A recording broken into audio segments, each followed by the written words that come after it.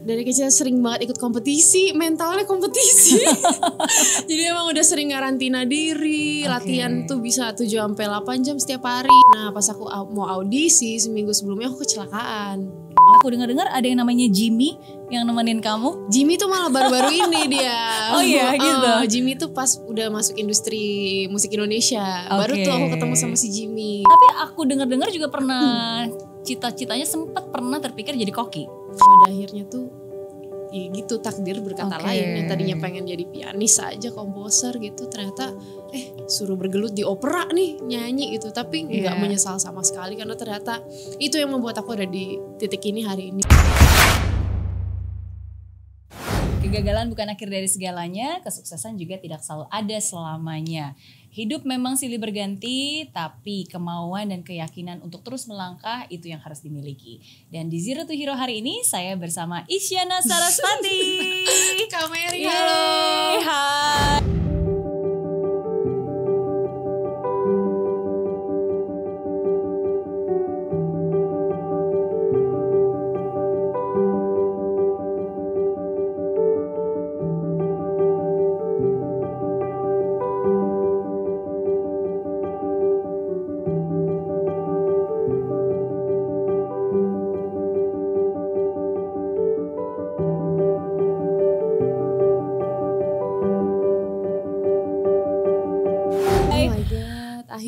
Aku juga akhirnya pertama kali aku ketemu Isyana face to face langsung. Aku nggak tahu kamu ingat atau enggak, tapi itu di acara duduk kan? Yes, iya, aku duduk di belakang kamu waktu itu. Itu di acara Net TV Indonesian Choice Award. Indonesian Choice Awards gitu.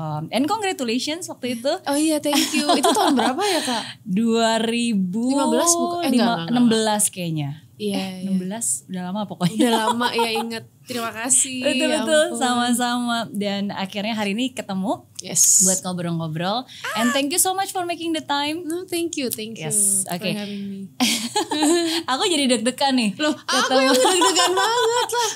Ya tapi gak apa-apa, deg-degan itu harus kita syukuri karena itu artinya kita masih hidup. Masih hidup memiliki perasaan. Betul, buktinya masih detak jantung masih ada ya. Ini sampai pertama kali nih aku podcast yang kayak wow, serius. Serius. Yes, enggak sih, ini cuma kelihatannya aja serius tapi ngobrolnya ngobrol-ngobrol santai. Oke, semuanya tentang Isyana. Oke, jadi kalau misalnya kita balik lagi nih ke perjalanan karir kamu sebagai seorang musisi, sebagai seorang penyanyi. Jadi emang dari kecil itu emang udah cita-cita jadi musician. Iya, jadi memang SD itu kan pertama kali kita diajarkan cita-cita adalah gitu ya. Aku tuh langsung kepikiran emang mau jadi maestro, aku selalu bilang gitu. Sampai teman-teman aku kayak maestro apa? Karena kan biasanya teman-teman yang lain tuh dokter, insinyur, masih yang zaman kayak gitu kan. Tiba-tiba ada nih sesosok anak kecil perempuan kayak maestro bu gitu, kayak maestro apa, pokoknya tuh aku ingetnya pokoknya orang yang mengondak sebuah orkestra, udah itu aja. Jadi aku memang udah pengen jadi seorang musisi ini dari kecil. Ternyata konsisten sampai akhirnya beranjak dewasa pun tetap ingin menjadi seorang musisi. Semakin yakin lagi sampai akhirnya memutuskan udah deh Bu Pak, aku pengennya kuliah musik nih. Aku nggak ada plan B Kak. Jadi emang ya udah aku maunya masuk universitas musik, nggak ada subjek lain, jurusan lain. Biasanya orang punya plan A, B, C kan. Aku nggak ada. Memang musik. Iya, pengennya nggak tahu padahal bakal keterima atau enggak kan. Dan jalurnya bakal gimana juga nggak tahu. Kuliahnya mau di mana, nyari-nyari dulu. Ternyata akhirnya dapet di NAFA, di Nanyang Academy of Fine Arts. Dapet fast track juga, itu sebuah nggak nyangka juga sih dari kelas 2 SMA terus kayak pengen kuliah tiba-tiba gitu kan, pengen kuliah musik. Yaudah ini NAFA lagi ada fast track, ya udah iseng ikutan, dapet ya udah. Dan akhirnya umur 16 tahun pindah ke Singapura. Dan berarti sampai SMA 2 doang ya di SMA Jakarta. 2 di Bandung. Di Bandung. Terus langsung pindah ke Singapura. Just pindah. Oke. Tapi so once in a lifetime opportunity kan, maksudnya harus, dan apalagi juga emang sudah mimpi dari kecil, cita-cita dari kecil, dan emang udah punya bakat dari kecil. Katanya dari umur 7 tahun juga udah mulai bikin lagu, udah mulai main alat musik? Itu karena memang juga kita satu keluarga emang pecinta seni. Ibu aku juga seorang mentor musik. Jadi emang dari kecil kita sudah diperkenalkan dengan musik, diajak nonton konser, orkestra segala macam. Ibu aku juga waktu kita tinggal di Belgia ngambil sekolah musik juga, diploma in orgel gitu, diploma in music. Jadinya ya diperkenalkan musik udah dari kecil lah, tapi nggak dipaksakan untuk kayak ayo kamu harus ini harus tuh, enggak. Pada akhirnya kita diberi kebebasan untuk memilih apapun yang sesuai dengan passion kita gitu. Tapi ternyata aku yang menginginkan sendiri, aku pengen les elektron Bu, mau piano, terus tiba-tiba umur berapa mau les flute, saxophone. Nah tapi akhirnya kan kayak saxophone, flute tuh dulu mahal ya. Jadi akhirnya aku ikut sebuah kompetisi ajang pencarian bakat di Bandung gitu ya, se-Jawa Barat apa se-Bandung lupa. Aku masih kecil banget itu umur 11, umur berapa ya? SMP kelas 1 lah. Sementara yang lain itu yang model-model yang kayak Miss Bandung gitu, karena aku yang kayak elo. Terus akhirnya aku ikutan ya udah menunjukkan bakatnya dengan kompetisi main musik. Bakat. Ada yang modeling, ada yang acting, aku main musik aja bernyanyi. Tahunya aku juara 1. Terus dapat duit sama motor. Aku jual lah motor itu untuk beli saxophone. Gitu. Wow. Berarti memang dari kecil pun cita-cita kamu pada saat itu spesifik ya, maestro, bukan pengen menjadi penyanyi, tapi memang maestro dan memainkan berbagai macam alat musik. Intinya music lah. Iya, gitu. Pokoknya maestro, pengen compose lagu, menjadi instrumentalis juga. Gitu, awalnya gak kepikiran jadi penyanyi sama sekali. Tapi akhirnya mulai les nyanyi. Dan pada akhirnya ini menarik banget sih Kak. Jadi awalnya adalah pas aku masuk NAFA, itu aku memang audisinya maunya majoring in piano. Nggak ada kepikiran masuk vokal, opera gitu nggak ada. Cuman kebetulan memang punya sertifikasinya, punya keduanya, piano ada, si vokal ada. Nah pas aku mau audisi seminggu sebelumnya aku kecelakaan. Jadi tangan aku digips. Jadi ya udah pas kita audisi ya aku udah berdoa aja, yang penting aku ngelakuin yang terbaik gitu. Ya ternyata alhamdulillah tetap keterima, cuma nggak dapat scholarship. Gimana caranya audisi main gitu? Gila, aku jatuh dari sepeda, tiguling gitu, ketiguling sampai kayak ya gimana ya di mimpi aku gitu. Kayak itu cukup berat sih masa-masa itu. Akhirnya ya udah nggak apa-apa, fisioterapi segala macem. Berangkat kita ke Singapura, pas udah audisi masuk tapi nggak dapet scholarship kan. Kita kan tahu living cost di Singapura mahal banget. Terus kayak ya mencoba untuk apply scholarship, why not gitu kan. Ya udah akhirnya iseng tuh nanya ke departemen musiknya bahwa ini kita punya sertifikasi yang sama di vokal, boleh nggak sih kita re-audition, kita mencoba lagi gitu, siapa tahu bisa dapat scholarship atau tuition grant apa gitu ya, TGD itu namanya. Terus akhirnya dibolehin, boleh katanya gitu. Ya udah ntar datang lagi gini-gini. Akhirnya aku audisi vokal, keterima dan dapat scholarship, dapat TGD. TGD kan, terus tuition grant apa development apa gitu ya. Lupa juga. Pokoknya kita tuition grant ya. Terus akhirnya ya udah, itu aku juga nggak pernah menyangka bahwa pada akhirnya tuh ya gitu, takdir berkata lain. Yang tadinya pengen jadi pianis aja, komposer gitu, ternyata suruh bergelut di opera nih, nyanyi gitu. Tapi nggak menyesal sama sekali, karena ternyata itu yang membuat aku ada di titik ini hari inilah gitu. Oke. Memang kalau dari cerita Isyana tadi ya, berarti aku menangkap bahwa everything happens for a reason. Tapi ketika kita berserah bukan berarti kita pasrah. Maksudnya kalau dari yang tadi kamu bilang, walaupun kamu nggak dapat beasiswa, tapi kamu nggak pasrah gitu. Kamu mencoba aja. Mencoba, why not gitu kan. Kalau misalnya nggak dapat beasiswa yang piano, yang pada saat itu sebenarnya itu yang difokuskan dan yang diinginkan. Terus ya ada kesempatan lain, kenapa enggak? Dan bahkan sebenarnya you took the initiative kan, inisiatif dari Isyana sendiri untuk nanya bisa nggak kita ikut ini, can we try again gitu. Terus udah kepikiran juga nih sampai pada akhirnya kok memang di vokal keterima dan nggak dapet TGD scholarship juga, ya udah akan tetap ngambil piano dengan bayar full tuition gitu. Ya, tapi ternyata dapet, udah cobain aja deh gitu, nggak ada salahnya. Karena kan kita juga bisa ngambil electives ya, tetap bisa ngambil piano minor atau ngambil komposisi, ngambil kelas-kelas yang lain. Ya udah nggak apa-apa gitu. Berarti memang fighting spirit itu udah selalu ada dari sejak kamu kecil kayaknya ya? Kayaknya iya, karena dari kecil sering banget ikut kompetisi, mentalnya kompetisi.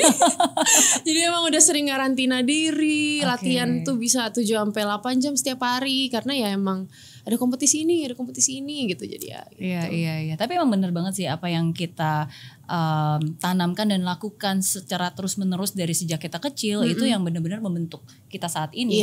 Ya kan, maksudnya I believe sama seperti kayak 10,000 hour rules Yes, kan, kalau aku kita percaya banget 10.000 jam. 10.000 Hukum jam, bener kan? Jadi Yes. untuk bisa menjadi seorang yang sukses banget, yang legendary, ya kamu harus melalui semua proses itu. Dan ada bedanya kalau kamu latihannya cuma 4.000 sama 8.000 sama 10.000 lebih gitu. Bener banget. Gitu bener banget. Tuh sekali, aku juga percaya banget sama hukum 10.000 jam tuh diajarin bapakku. Kayak udah lakuin aja 10.000 jam dengan passion. Kamu akan sampai pada tujuan kamu gitu. Dan terbukti. Yes. Tapi selama 10.000 jam itu kamu laluin gak sendiri ya? Aku dengar-dengar ada yang namanya Jimmy yang nemenin kamu. Jimmy tuh malah baru-baru ini dia. Oh iya gitu. Jimmy tuh pas udah masuk industri musik Indonesia. Baru tuh aku ketemu sama si Jimmy. Oke, mungkin pada bingung nih Jimmy siapa ini? Jimmy itu adalah keyboard kecil aku yang aku suka tenteng ya. Aku kalungin untuk main gitu.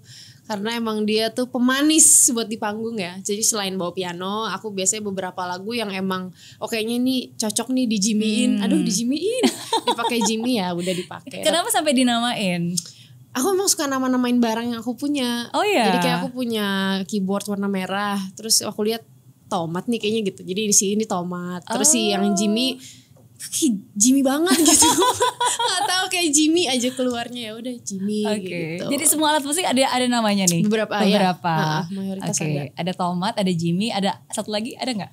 Dulu ada tapi aku lupa ya namanya, dan aku suka mengganti-ganti nama sih. Emang bener-bener ya. Panggilan aja ke orang terdekat ganti-ganti terus, berevolusi terus tuh dia.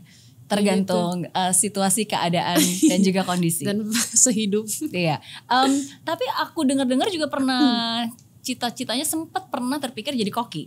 Itu kalau kadang-kadang kalau ditanya media, Isyana kalau nggak jadi musisi jadi apa pengennya gitu. Ya udah jawabnya koki gitu. Karena aku foodie banget, suka makan tapi pengen bisa juga masak apapun yang aku pengen makan. Jadi kayak pengen jadi koki gitu aja sih. Oke, tapi forever and ever music is your language and music is your life. Yes. Oke. And literally benar-benar music is your language ya, karena itu menjadi bahasa kamu. Bener banget sih. Maksudnya udah representasi dari suaraku yang terpendam tuh cuman di musik. Kalian gak bisa menemukannya di mana-mana lagi gitu. Kapan kamu menyadari bahwa musik itu adalah alat untuk kamu bisa berkomunikasi? Waktu kecil mungkin nggak sadar ya, tapi ternyata dari kecil tuh udah selalu lari ke musik. Pada saat aku senang, sedih, apa itu tuh katanya aku suka ngerekam-rekam sendiri langsung, dan itu ibu aku yang menemukan. Nah dari situ akhirnya ya belum sadar, masih kecil lah ya, kayak ya udah ngelakuin aja sesuai dengan kata hati gitu. Ternyata pas tahun 2008 aku diikutin kompetisi komposisi sama ibu aku. Dan akhirnya tiba-tiba ya ini kamu bikin komposisi, nanti komposisinya tuh akan kompetisikan dari tingkat yang sekolah musik, terus tingkat regional, nasional, Asia sampai dunia gitu. Kamu bisa sampai mana, tapi ya kamu pokoknya lakuin yang terbaik aja. Akhirnya aku pas banget tahun itu tuh kakakku pergi ke Amerika untuk ngelanjutin sekolah. Dan aku merasa kehilangan sekali. Akhirnya aku membuat komposisi judulnya Wings of Your Shadow. Itu tentang kakakku. Ternyata masuk terus tuh, masuk sampai tingkat dunia. Wow. Jadi masuk 12 besar tingkat dunia, dan kita dikonserin di Jepang di Bunkamura Hall. Itu juga jadi turning point aku sih, dimana kayak wah musik tuh bisa diapresiasi sebesar ini ya. Dan itu aku 2008 umur berapa ya? 2008 dikurang 14. Ya masih kayak 14 ya? Oh 11 14 15. Isyana lahir tahun berapa? Lupa. Tiba-tiba. Iya, jadi kayak 15 tahun terus dibawa ke Jepang untuk konser, kayak wah gila banget sih ternyata ya. Oh ini suara aku bisa diapresiasi sebesar ini. Dan dari situ aku mikir kayak oh ya udahlah, musik tuh udah jadi bahasa aku deh. Dari situ aku sering kompos lagu, makin serius lagi. Akhirnya aku pengen mendalami musik, nggak hanya skill dan teknik, tapi pengen sekolah deh, pengen kuliah gitu, pengen tahu di dalam musik tuh ada apa lagi gitu kan.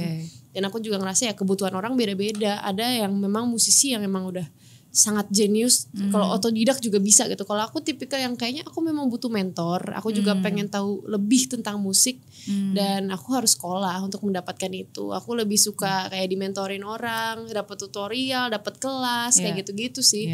Dikasih pressure tuh, aku harus under pressure orang yang untuk belajar. Jadi aku rasa kayak kurs sekolah nih gitu.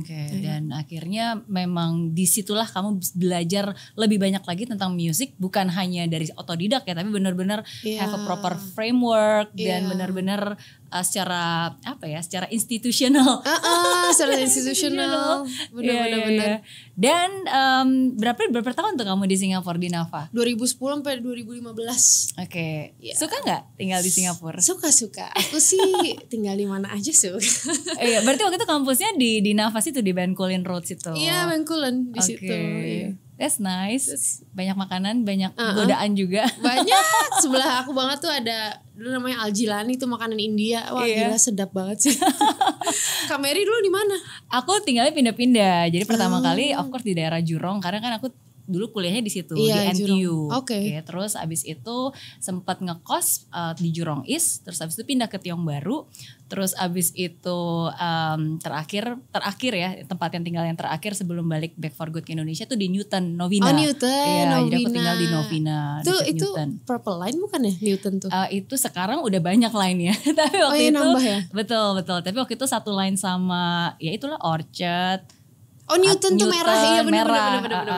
Iya. Jadi Newton, Orchard, Novena, dari situlah gitu. Tapi kalau misalnya balik ke Singapura, kadang-kadang sebelum pandemi masih tetap bolak-balik ya. Sebelum pandemi, kemana-mana. Iya, tapi biasanya hangoutnya selalu di situ lah. Dhoby Ghaut.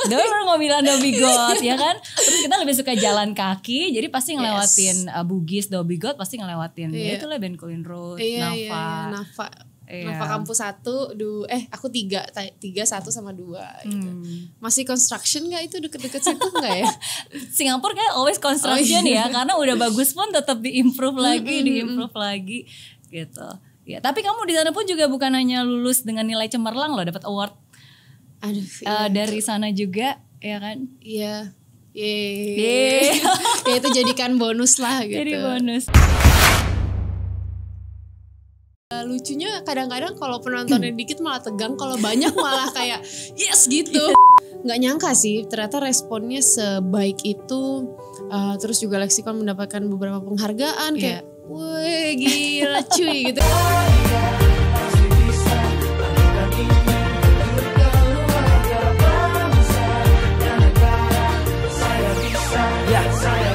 Laksana bumi tanpa hujan, hidup tanpa tujuan, kering dan mati tanpa hijaunya tumbuhan. Demikian kalau mimpi tak kunjung terjadi.